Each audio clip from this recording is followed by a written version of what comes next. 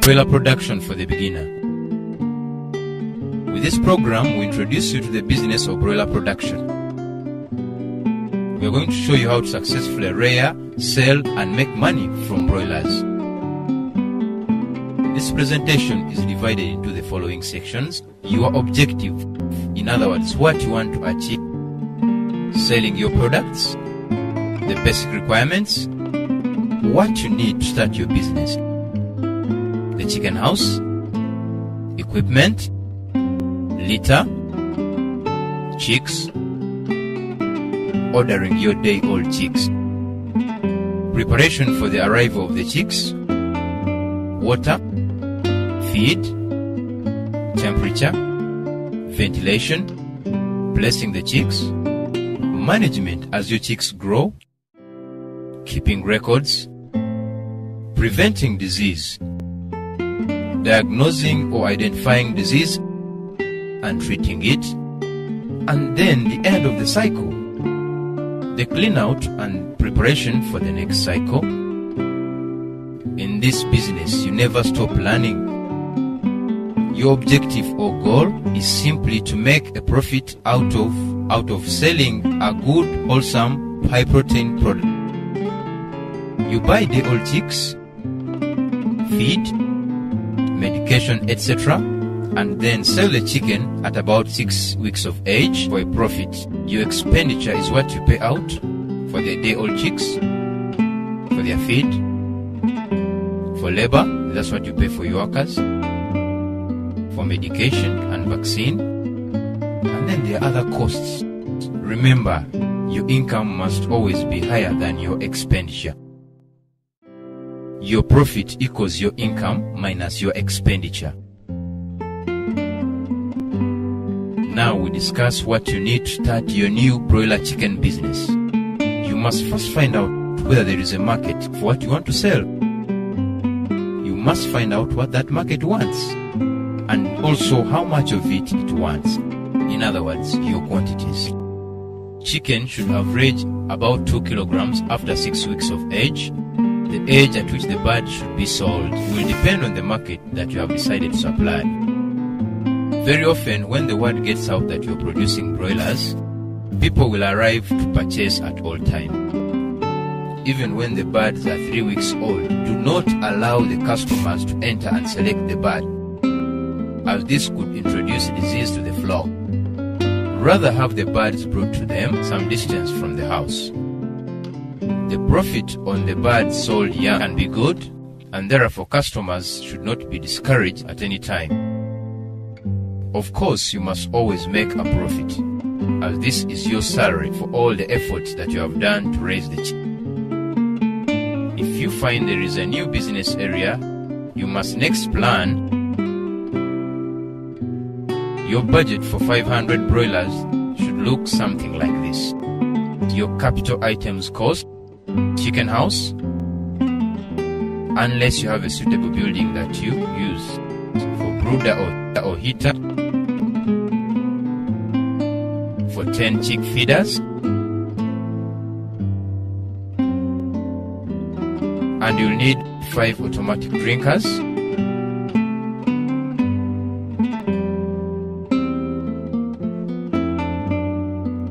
your running costs will be 500 day-old chicks, feed. You need to establish how much you need per bird, gas for heating the brooder for 2 weeks, medicines, replacement litter, add your transport costs and your labor costs. Remember, you must continually keep track of the cost of the bird so that you know what they cost to produce before you set your price. To decide selling price, calculate the cost of production, include all the expenditure. If you are registered for VAT, count VAT on the selling price. Alternatively, if you have other competitors in the area, take their price against yours. And if their price is higher, you could decide to undercut them. or if demand for your product is high, you can sell at the same price or higher. Your price must be set to ensure that your products are sold 1 week so that the house can be clean and prepared for the next crop. You have to establish how many chickens you are going to sell. Your mortality rate, or how many of your chicks will die, should not be more than 6%. Let's talk about your chicken house. The chicken house can take various forms. It can be an existing rendezvous with additional windows or any other existing building, but it is usually built for the purpose with open sides and plastic curtains. The stocking density or number of birds per square meter is very important, and it should be kept at 12 birds per square meter, or 10 is probably a safer number in a hot climate. When building a chicken house, decide how many chickens you want to raise and divide that number by 10 to get the number of square meters required. Divide this number by the ideal width of the house to get the house length. Remember, this does not include space for feed storage. Feed should always be stored separately. A few other things to consider when designing your chicken house are as follows. Chickens, like all other living things, need fresh air, a reasonably stable temperature, and clean, dry surroundings. The chicken house needs to have windows or open sides and should be waterproof and draft-free. The side walls of your chicken house should not be more than 70 centimeters to 1 meter high, and the remaining open area should be covered with adjustable curtains. Remember to construct drains to keep water out during rainstorms. Irrespective of the type of house, it is essential that concrete floor constructed, as this makes it easier for cleaning and disinfecting. Beddings to cover the floor, ideally dry, clean in wood shavings, are best for this purpose. Other materials which can be used are wood sawdust, sunflower husks, chaff straw. You will have to find a reliable source for this material. Now we talk about your heat supply. Day-old chicks are not capable of regulating their own body temperature for the first 10 days of their lives. It's up to you to provide the ideal temperature for the chicken. They will need a temperature of approximately 32 degrees Celsius for the first few days. The temperature can then be gradually reduced to 20 degrees Celsius by 21 days. Heat can be provided by using special gas brooders, some of which are thermostats to regulate the temperature.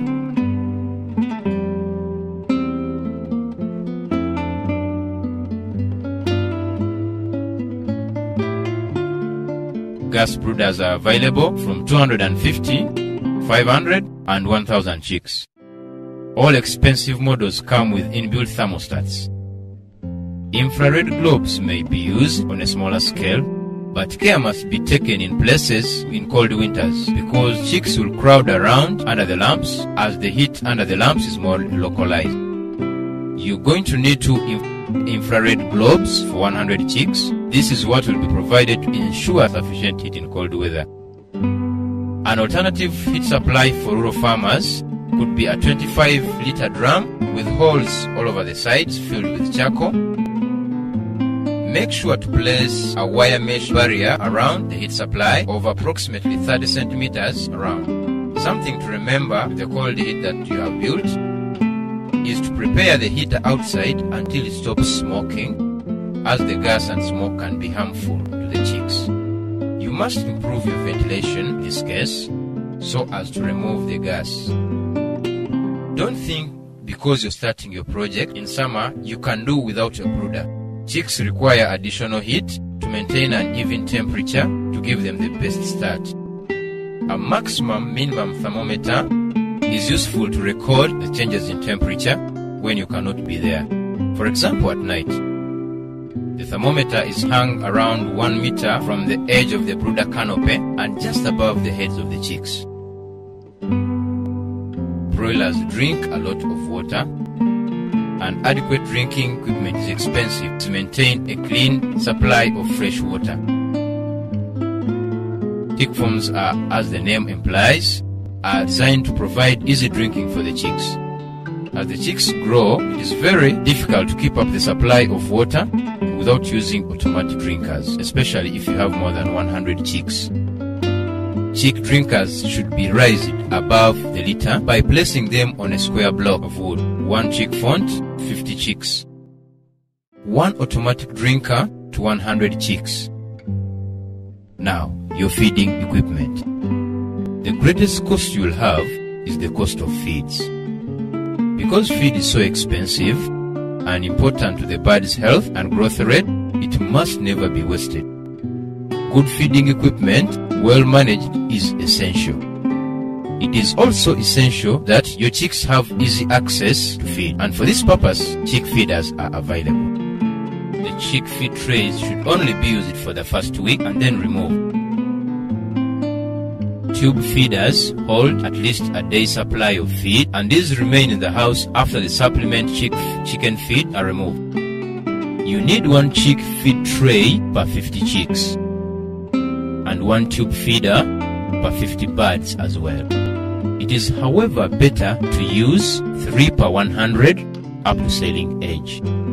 Feed must be stored in a cool, dry room free of rats, wild birds. Order and store sufficient feed so that the birds do not run out of feed. However, feed should not be stored for longer than 10 days.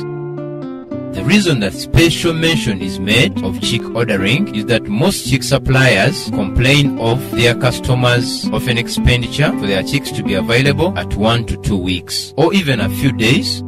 It is important to realize that eggs are set 3 weeks before the hatching date and are usually set according to orders received in advance. It is essential to plan your requirements well in advance. If you sell most of your chicken to pensioners, then make a roster or list of the pension pay date and work back from those dates to arrive at your chick placement date. Supply these dates to the hatchery, preferably for the entire year. Then confirm each order 3 weeks prior to the date of placement. In this way, you'll not be disappointed. Hygiene and cleanliness. The most important thing about the preparation of the chicks is to make sure that any disease cycle is broken by thorough sanitation. The organisms, those tiny living creatures which cause disease, are very, very small. And the surface which looks clean is not necessarily free of these organisms. Everything must be washed with a suitable detergent and water so that all visible dirt, that's the dirt you can see, is removed. Thereafter, the entire chicken house should be disinfected with a suitable disinfectant. It is important that all surfaces, for example walls and ceilings, as well as equipment, are disinfected. Next, the clean litter should be spread on the floor approximately 75 millimeters deep. Then set out all the equipment evenly around the brooder. Once the house has been prepared and sanitized, keep it closed until the day prior the arrival of the chicks. When the drinkers are filled and the brooders lit or switched on, now you have prepared your chicken house for the arrival of the chicks. Now we discuss placing the chicks. The brooder, which remember should be at the correct height, has been lit and the temperature is around 32 degrees Celsius. The feed and water are now ready, and all that remains is to place the chicks in their new environment. If the chicks are fresh from the hatchery, close by, with no chance of dehydration, then they should simply be placed under the brooder and allowed to discover the feed and water and find the temperature zones where they are most comfortable. However, if the chicks have been traveling for a long time, especially on a hot weather, then it is advisable to withhold the feed for the first hour to allow the chicks to take sufficient water to replace the liquid lost. With small numbers, you can help by even dipping each chick feed into the water. Vitamins and electrolytes added to the water will help to reduce losses. Count your chicks as you take them from the boxes. If there is a shortage, indicate a transit or a hatchery problem. Get them to water with vitamins and electrolytes immediately and notify the hatchery. Once the placement is complete, watch their behavior. If the temperature is too low, the chicks will begin to crowd under the brooder, and if too high, they run to the sides to escape the heat. The brooder should be continually adjusted during the first day to arrive at the ideal temperature where the chickens are evenly spread in the brooding area. Now, check the thermometer. If the chicks crowd the drinkers, this indicates that they are dehydrated and that you will need to watch them during the first 24 hours to avoid drowning. Also, make sure that no chicks are trapped under the equipment. To avoid stampling young chicks, it is best to work their feet for the first week. Record the details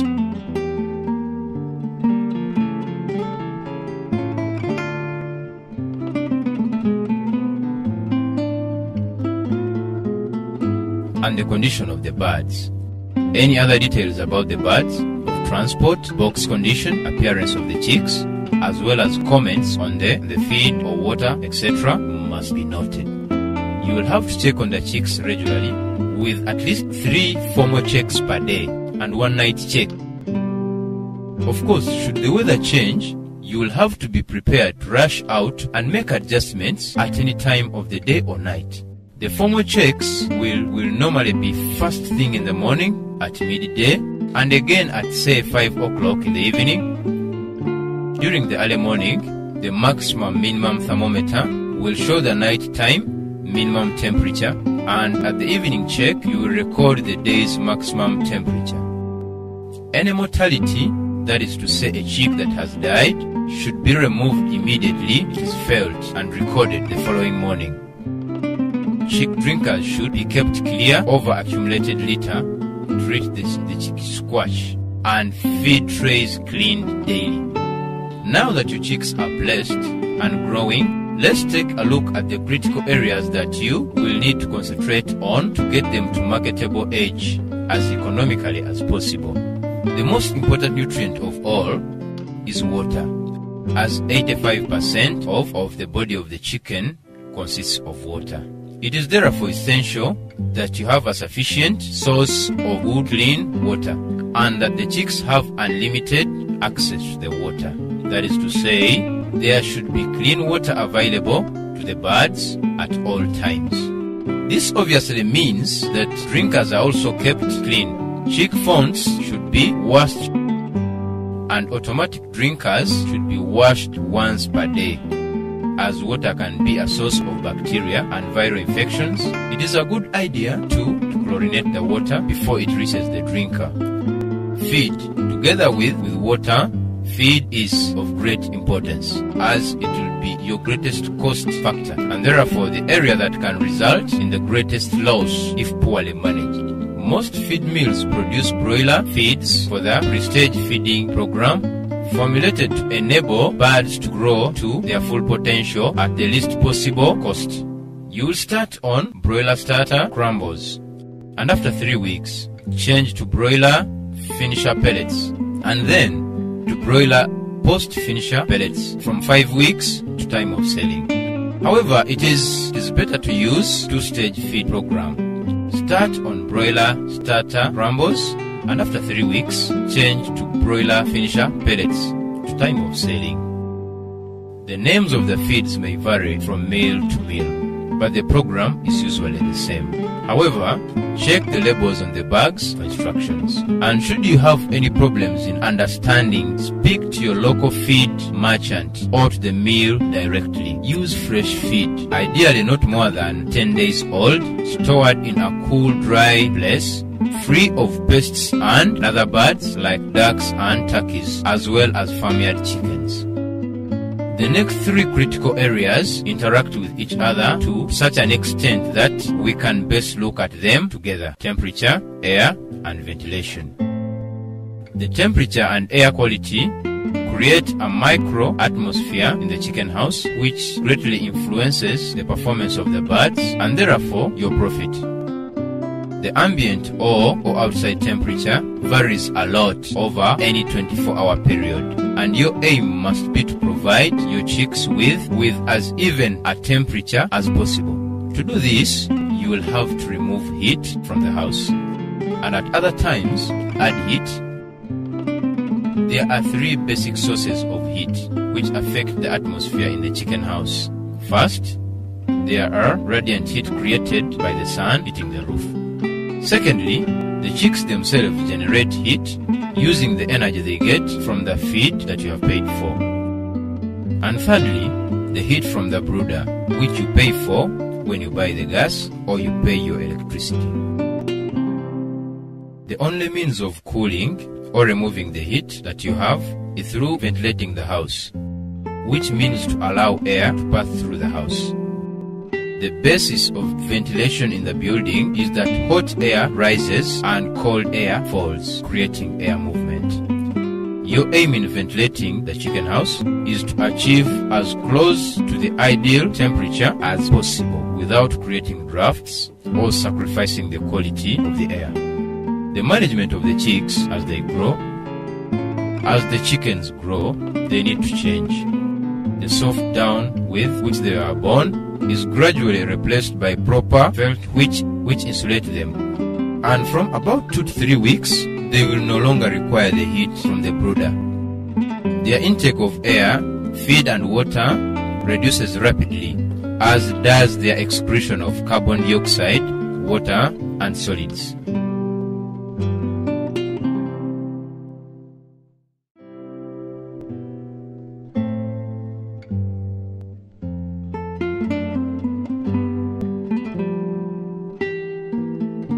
Is to use all your senses to assess the atmosphere in the house, look at the spread of the birds, smell the air, and listen. This will indicate the need to adjust ventilation and all the brooder.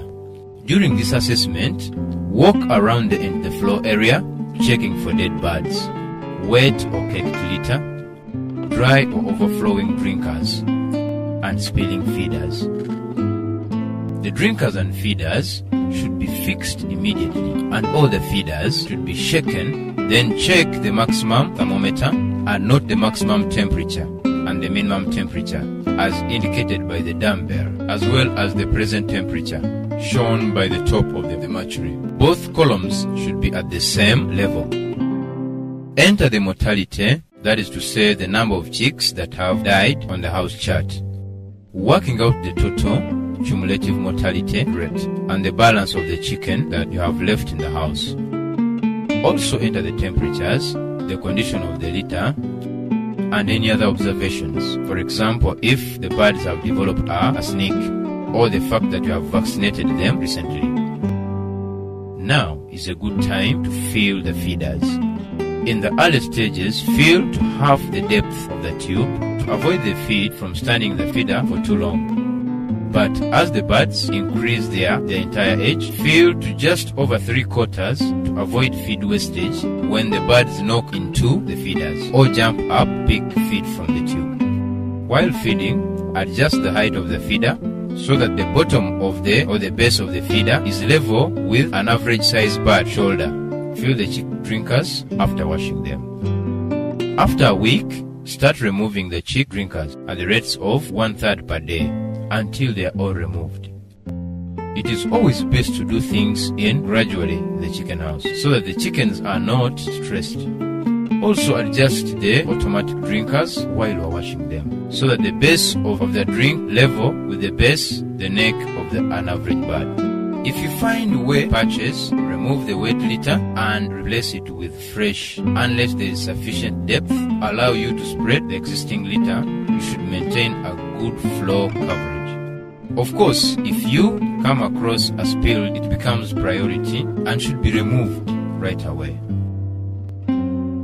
Your midday check.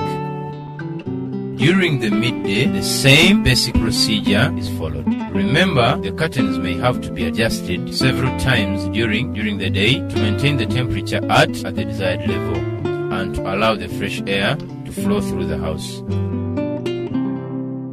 Your evening check. All that you should be left to do is to light the brooders if you are still brooding and to close the curtains.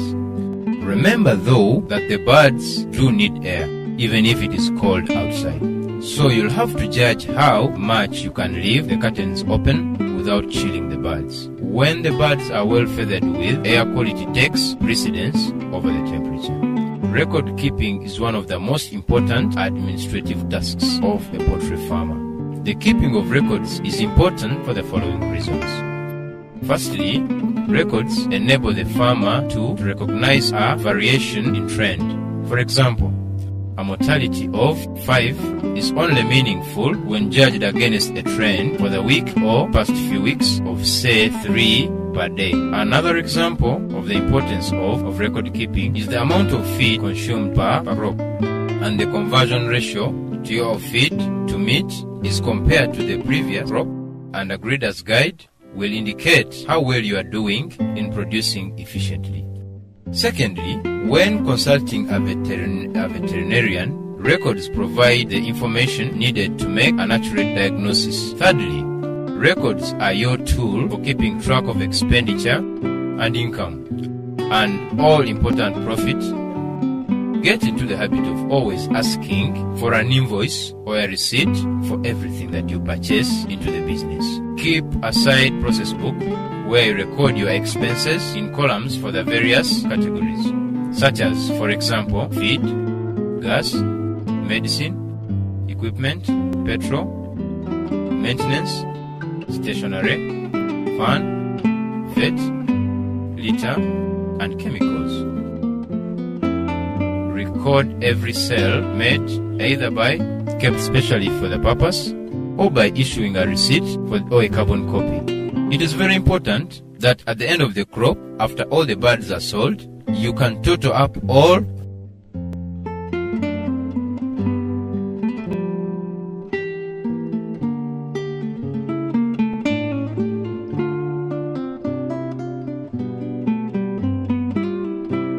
fungi and various types of parasites, which are so small that they can only be seen through a microscope.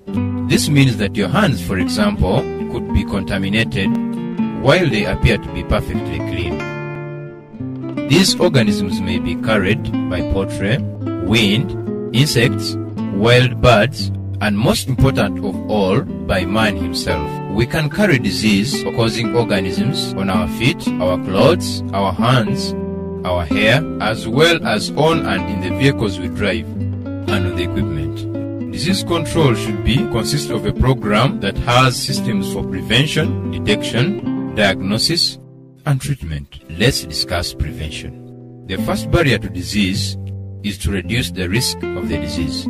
Disease security systems should ensure that anything which may be contaminated with disease-causing organisms is not permitted to enter the area around the chicken house. This includes people, equipment, or anything which has been in contact with other chickens.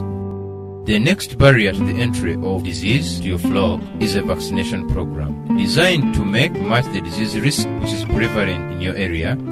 Here it is most important to get advice from a vet or poultry specialist to get the advantage of their experience of the disease patterns in your area. The most important diseases to vaccinate for are Newcastle disease, NCD, infectious bronchitis, IB, and in many situations, infectious partial disease, Gambora. The various methods of vaccination are oral vaccination by the drinking water, hydra, aerial spray, and injection. This is a typical vaccination program. Please note, only vaccinate birds which appear healthy. Day-old chicks, the vaccines for Newcastle disease and infectious bronchitis is usually given in the hatchery. Check your invoice too to see if the chicks have in fact been vaccinated. Chicks from 7 to 10 days old for Newcastle disease use HP1 or the clone type, which is administered in the water or by means of spray. 17-day-old chicks for IBD is the ordinary vaccine type and is administered in water. 22-day-old chicks for Newcastle disease use Lasota and it is administered in water. Ensure that there is no chlorine in the water used to make up the vaccine. If so, mix Kimball powder with water 1 hour before you make up the vaccine.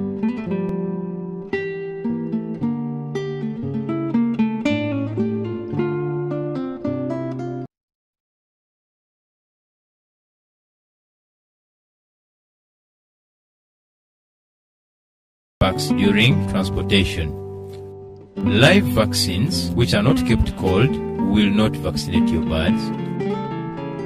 Withdraw normal drinking water to make the bird thirsty for about 2 hours before putting the vaccine water down. Make up the vaccine in quantity of water that the chickens will consume within 1 hour. Ensure enough drinkers are put down so that all birds are able to drink and thus take in the vaccine. The quantities of water are as follows. 1,000 chicks are between 2 and 5 days, 7 to 10 liters of water. At 14 days, 15 liters of water. At 21 days, 20 liters of water. And 1,000 chicks at 30 days, 30 liters of water. Medication in the feed on a continuous basis is important in the prevention of coccidiosis. This is a standard additive to broiler feeds from most meals. Check the labels on feed bags to make sure that an anti-coccidio agent has been added to your feed. The importance of good management practices should not be underestimated. For example, litter condition plays an important role in control of coccidiosis. Ventilation and air quality is one of the major factors affecting susceptibility to respiratory disease, and poor air quality will aggravate any disease condition which may be present. Or an interrupted water supply can be an aggravating factor contributing to a disease condition. Fluctuating temperatures and high dust levels, especially in winter,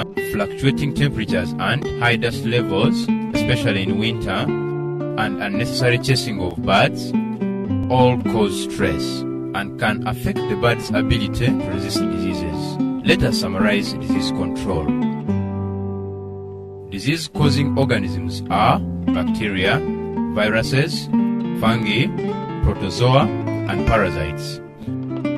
Then there are the aggravating factors.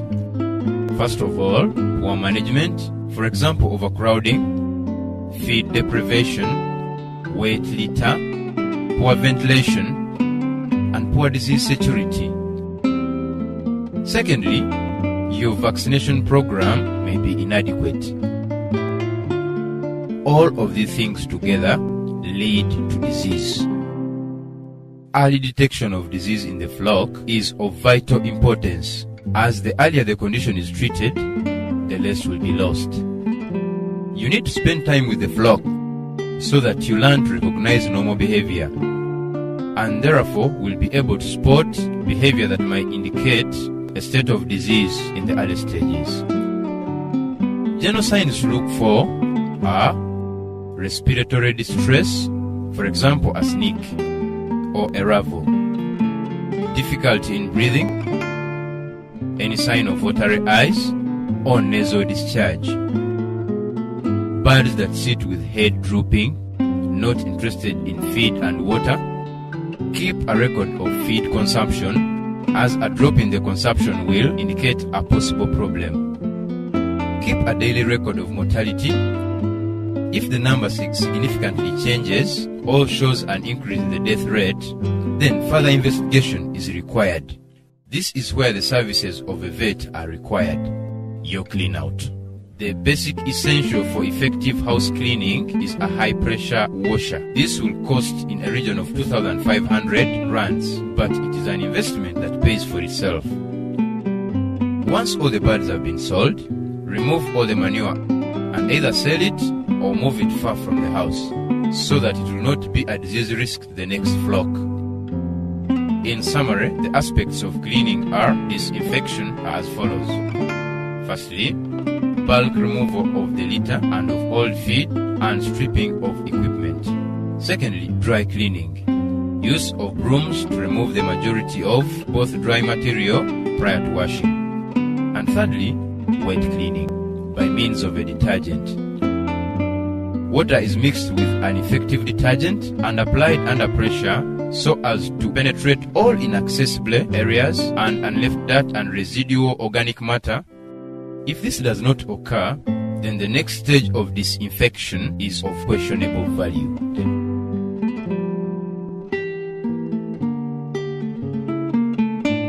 maximum results can be expected, since disinfectants are ineffective in the presence of dirt and organic matter. The house is now thoroughly washed and disinfected. If the cleaning job has been well done, the house will smell clean and all surfaces will appear clean. You have now come full cycle, and the preparation for the next cycle starts all over again. Right, now you are set to go. We have taught you what you need to know about broiler farming.